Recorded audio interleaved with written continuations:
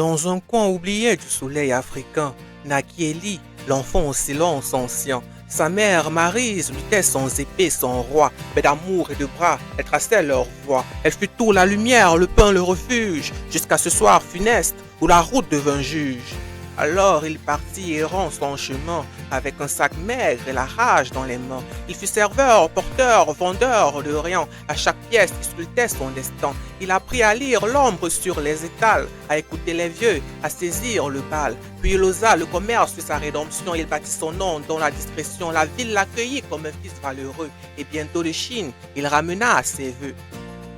Un cri et un fracas, plus rien qu'un soupir, et dans ses yeux d'enfant l'univers se déchire. L'enterrement passa comme passent les vautours, dépeçant les restes, oubliant l'amour. Trop jeune pour vivre seul, disait-on sans honte, alors on l'envoya où le cœur se démonte.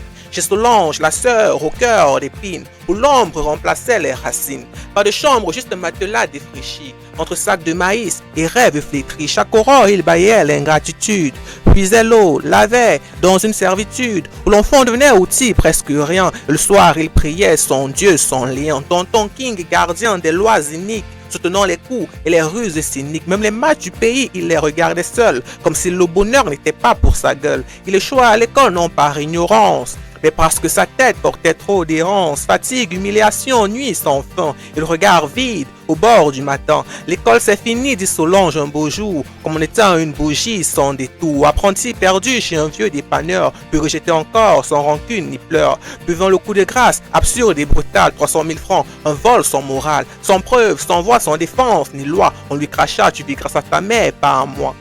Alors il partit errant son chemin, avec un sac maigre et la rage dans les mains. Il fut serveur, porteur, vendeur de rien. À chaque pièce, il sculptait son destin. Il apprit à lire l'ombre sur les étals, à écouter les vieux, à saisir le bal. Puis il osa le commerce de sa rédemption. Il bâtit son nom dans la discrétion. La ville l'accueillit comme un fils valeureux. Et bientôt de Chine, il ramena à ses voeux. À 30 ans, dans une maison bâtie d'épreuves, il tenait ses jumeaux comme on tient ses rêves. Grâce à sa compagne douce, étoile fidèle, penseraient les plaies que la vie fit si belle. Buvant l'appel, un an, un frisson, mais Bernadette la voit en prison.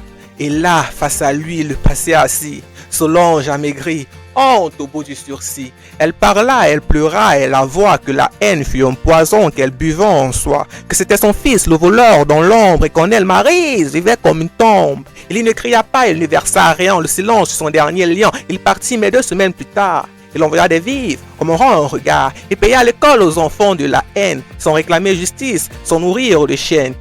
Et chaque mois, il sauva sans bruit la grande-mère oubliée au fond de la nuit. Mais jamais il ne revint, car pardonner n'est pas revenir. Il offrit ce qu'il n'a jamais reçu et pardonna ceux qui n'y avaient jamais cru. Alors il partit errant son chemin, avec un sac maigre et la rage dans les mains. Il fut serveur, porteur, vendeur de rien. À chaque pièce, il sculptait son destin. Il apprit à lire l'ombre sur les étals, à écouter les vieux, à saisir le bal. Puis il osa le commerce de sa rédemption. Il bâtit son nom dans la discrétion. La ville l'accueillit comme un fils valeureux. Et bientôt de Chine, il ramena à ses voeux. Plume d'âme.